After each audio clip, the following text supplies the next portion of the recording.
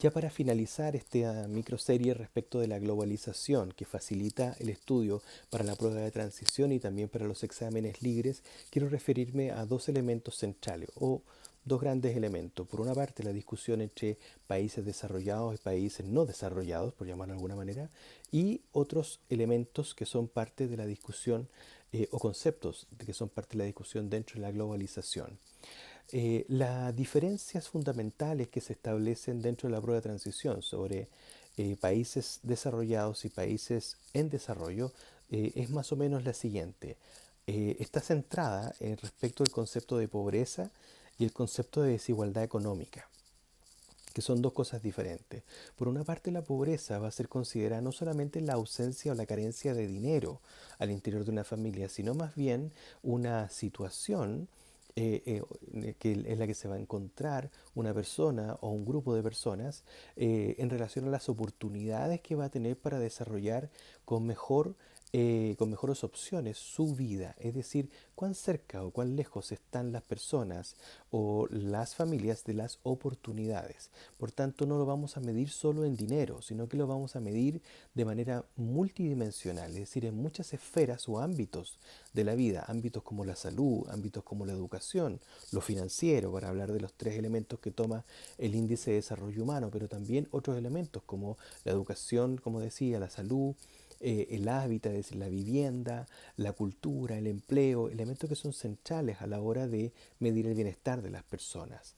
Por otra parte, la desigualdad económica tiene que ver con la distribución de la riqueza y de los ingresos. No solo de qué manera el ingreso de los países se distribuye en forma per cápita de manera más equitativa, sino también de qué manera se genera la riqueza, se apropia la riqueza y se establece un régimen de repartición de las mismas, sea a través de las pensiones, a través de la posesión de los medios de producción, como ustedes quieran llamarlo. Ahí es donde se concentra entonces la diferencia entre países desarrollados y países no desarrollados. Vamos a hablar de estos dos términos primero. Los países desarrollados son aquellos que nosotros pudiésemos decir que controlan la economía mundial, la economía, los mercados, el comercio mundial. Tienen un alto avance tecnológico, poseen un alto también estándar de vida para sus personas y son países cuya pirámide poblacional tiende al envejecimiento, ¿no? Ahí nos hace mucho sentido países como Alemania, como Italia, como Noruega, Dinamarca, que son reflejo perfecto de estos países desarrollados. Otro tipo de países son los países en vía de desarrollo o subdesarrollados, ¿no? Que son aquellos que uno podría decir que tienen mayores problemas a la hora de enfrentar el crecimiento económico. Se dan características similares entre ellos en que buena parte de estos países han sido conquistados o colonizados, o ambas, por países europeos a través de su historia. Tienen un alto índice de natalidad y una baja esperanza de vida, por lo tanto son países que renuevan su población activa de manera muy rápida debido a una alta mortalidad. Tienen un bajo nivel de ingreso per cápita, eso es evidente porque son países que nosotros pudiésemos llamar pobres. Tienen malos servicios de salud. No es que las personas consideren nomás que hay malos servicios de salud, siempre podría quejarse acerca de la salud que está teniendo. Sin embargo, aquí hay elementos centrales que uno podría identificar como mala salud, una baja tasa de natalidad, una alta tasa de mortalidad infantil, son elementos que nos permiten a nosotros identificar niveles escasos de servicios de salud. Eh, También una bajo niveles o grados de escolaridad o instrucción a los que llega la población y evidentemente exportan materia prima de bajo o de un menor valor del que se puede encontrar en otros lugares, es decir, con muy poca tecnología, con muy poco tratamiento y con muy escasa industrialización, ¿no? Se dedican a vender más bien lo que sale inmediatamente de la tierra y por lo general no lo explotan ellos mismos, sino que necesitan de la inversión externa para poder desarrollar ese tipo de trabajo. Versus entre medio de estos dos tipos de países, de los desarrollados y los subdesarrollados o en vías de desarrollo, se encuentran los países emergentes, que son economías que están en vías de desarrollo, directamente acercándose al desarrollo, pero que todavía podríamos decir que tienen temas pendientes, temas importantes pendientes. México, el mismo Chile, Brasil, Algunos dragones asiáticos como Vietnam, Malasia, Tailandia, están todavía con estas encrucijadas y que les queda un trecho largo que poder resolver.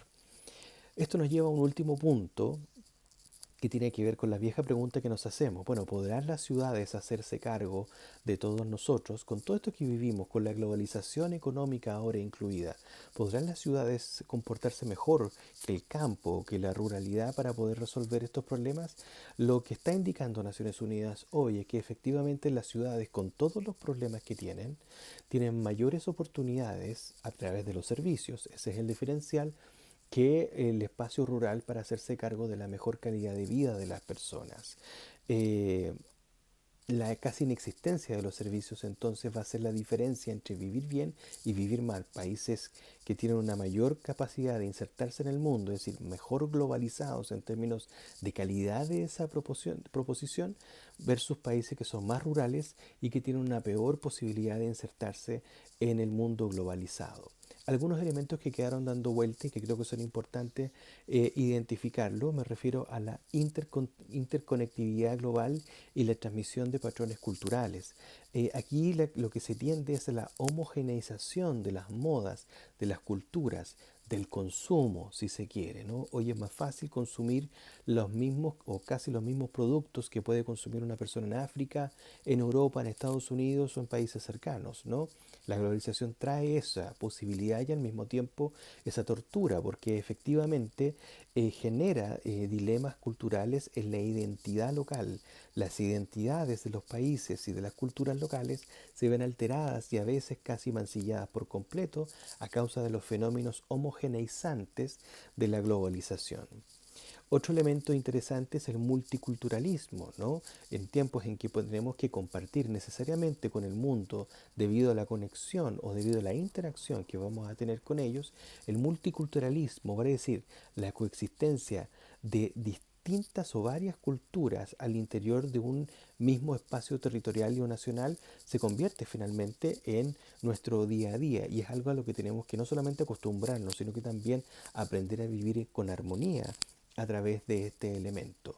Un elemento similar, pero que tiene concepto muy diferente, es la interculturalidad, que es la coexistencia de dos o más culturas que interactúan en forma horizontal, es decir, respetándose, aceptándose y que tienen la posibilidad incluso de permearse la una con la otra, es decir, de influirse y de poder mejorar la capacidad de vivir la vida de mejor manera que tiene cada una de estas culturas. Por último, si hablamos de los desafíos de la globalización, tenemos que identificar, por una parte, los problemas de derechos humanos que genera todavía la globalización, el desequilibrio económico que generan la mala forma de llevar adelante la internacionalización del capital, el daño medioambiental y, por cierto, la siempre o la persistente búsqueda del ser humano de la estabilidad política y de la paz mundial.